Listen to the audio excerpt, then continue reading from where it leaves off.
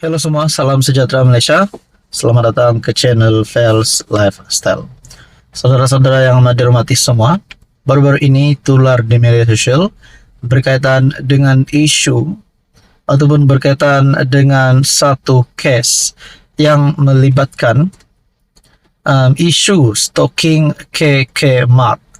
Ini sudah pasti menjadi isu yang sangat sensitif dan pada akhirnya ini menjadi perbualan ramai orang. Satu artikel ataupun perkongsian daripada Malaysia kini. Ini adalah satu pendedahan terbaru daripada MCA berkaitan dengan isu stalking KK Mat. MCA minta Akmal jangan perbesarkan isu stalking KK Mat. Okey, sebelum kita kepada berita penuh, anda boleh komen di bawah berkaitan dengan isu ini. Sebab saya yakin dan percaya anda semua sudah pasti kebanyakannya sudah mengetahui tentang isu ini. MCA meminta Ketua Pemuda UMNO Akmal Saleh supaya tidak memperbesar-besarkan isu penjualan stalking yang tertera kalimah Allah di kedai Serbaneka KK Mat. Dalam satu kenyataan di Facebook, Setiausaha Agung MCA, Chong Sin Woon berkata, Akmal juga tidak seharusnya membuat kesaan agar rangkaian kedai itu diboikot secara sembrono. Saya juga ingatkan Ketua Pemuda UMNO supaya tidak memperbesar-besarkan isu stalking KK Mat. Dan jangan bermain taktik boikot membabi buta. Jika tidak, yang menjadi mangsa tetap negara kita sendiri, kata Chong dalam hantaran di Facebook. Rabu lalu, pengendali rangkaian kedai Serbaneka, KK Supermat and Superstore Sendirian Berhad, KK Supermat, memohon maaf berhubung video tular penjualan stalking berjenama Mirano Sok yang tertera kalimah Allah. Syarikat itu berkata, jualan stalking berkenaan telah dihentikan serta-merta sementara menunggu penjelasan daripada pembekal. Bagaimanapun kejadian itu tidak disiasat oleh polis, memandangkan pihak berkuasa itu tidak menerima sebarang laporan. Susulan itu Akmal berkata, anggota sayap pemuda UMNO di seluruh negara akan mula membuat laporan polis. Dia turut menyeru rakyat Malaysia memboikot KK Mat sebagai pengajaran kepada syarikat terbabit. Buat dulu lepas tu minta maaf, semudah itu sahaja. Kalau Starbucks kita boleh boikot sampai tutup, apatah lagi pasaraya ini. Hormat ini bukan hanya sekadar minta maaf, tetapi perlu tahu apa nilai dan sensitiviti orang lain. Kita ajar kepada yang kurang ajar. Ayuh semua rakyat Malaysia kita tunjukkan kepada mereka yang kurang ajar ini, bahawa negara ini masih lagi ada orang yang boleh mengajar mereka yang kurang ajar, katanya dalam video yang disiarkan di FB. Akmal turut menggesa syarikat kedai Serbaneka itu menggantung kain rentang permohonan maaf berhubung kejadian itu di kesemua 881 cawangannya di seluruh negara. Saudara-saudara, apa komen anda berkaitan dengan isu ini? Sekian saja, teruskan bersama di dalam channel ini. Halo semua, salam sejahtera Malaysia. Terima kasih kerana masih setia bersama di dalam channel ini. Tuan-tuan dan puan yang amat dihormati semua, selamat datang ke channel ini. Dan kepada anda yang baru di dalam channel ini, anda dipersilakan untuk melawat channel ini untuk mendapatkan info-info hangat politik dan isu semasa di Malaysia hari ini. Saudara-saudara, terdapat satu persoalan yang saya nak kongsikan kepada anda, di mana terdapat komen ataupun satu berita maklumat yang tular. Dengan PH, jika PH boleh kerjasama dengan UMNO, kenapa tidak bersatu? Seperti yang kita tahu, hari ini Kerajaan Perpaduan bersama UMNO, DAP, ataupun kita boleh katakan PH dan UMNO yang bekerjasama di dalam pembentukan Kerajaan Perpaduan, terdapat pula persoalan. Jika PH boleh kerjasama dengan UMNO, kenapa tidak bersatu?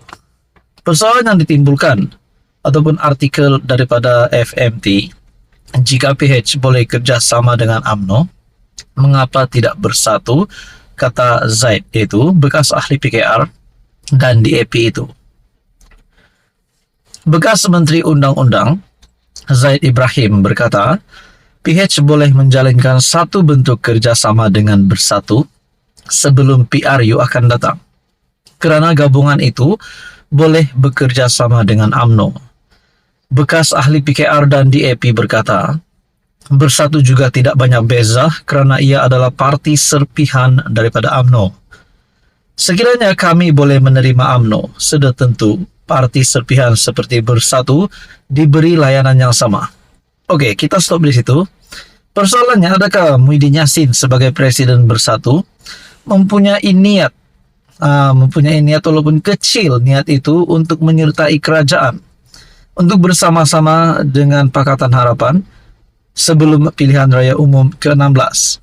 Nah, persoalannya, sekiranya Muhyiddin Yassin membawa satu blok Bersatu menyokong kerajaan ataupun menyokong PH menyertai kerajaan, makna kata tinggal lepas dan gerakan dan muda yang menjadi pembangkang, dan mungkin ada lagi beberapa parti politik yang lain. Nah, saudara-saudara, kalau Bersatu lakukan ini, kalau Muhyiddin Yassin lakukan ini, sudah pasti yang tinggal di dalam Perikatan Nasional adalah PAS. Dan mampukah PAS survive untuk PRU 16 sekiranya Bersatu menyokong kerajaan? Adakah akan memberikan kesan kepada Pakatan Harapan sekiranya Bersatu pula menyokong kerajaan ataupun bersama-sama dengan Pakatan Harapan?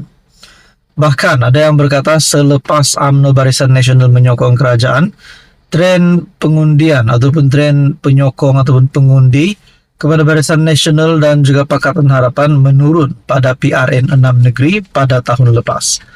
Nah, di dalam kenyataan ini juga menyatakan, Zaid yang kini kembali kepada UMNO berkata, PH boleh menjadikan Azmin Menteri Besar Selangor, manakala Anwar kekal sebagai Perdana Menteri. Bersatu adalah parti serpihan UMNO. Ia ditubuhkan pada 2016 dengan bekas Perdana Menteri Dr. Mahathir menjadi pengerusinya. Persoalan yang seterusnya pula yang timbul, kalau Presiden Bersatu Muhyiddin Yassin menyatakan sokongan terhadap kerajaan bersama-sama dengan kerajaan, adakah dengan ini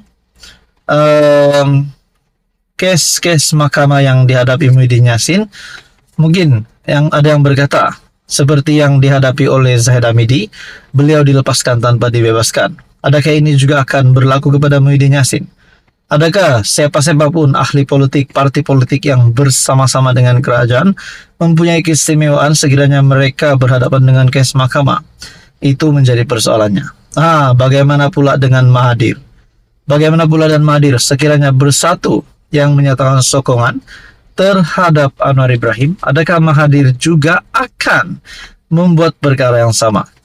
Tapi dalam masa yang sama, kita tahu ada yang berkata selepas PH menang pilihan raya umum ke-15 dan juga berjaya membentuk kerajaan bersama dengan gabungan-gabungan Barisan Nasional, GRS, GPS dan beberapa lagi pihak yang lain, dengan itu Mahathir yang kalah teruk telah bersama-sama dengan Perikatan Nasional, dan pada akhirnya beliau dilantik sebagai penasihat SG4 ataupun penasihat 4 negeri takbiran PAS PN.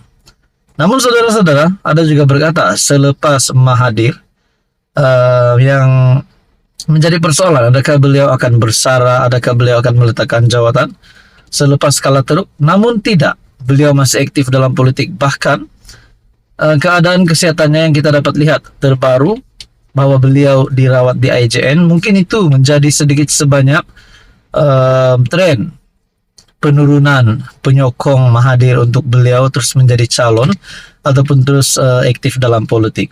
Nah, saudara-saudara yang amat dihormati, apa komen Anda berkaitan dengan isu ini? Sekian saja, teruskan bersama di dalam channel ini. Jangan lupa tekan butang like, share, dan juga subscribe.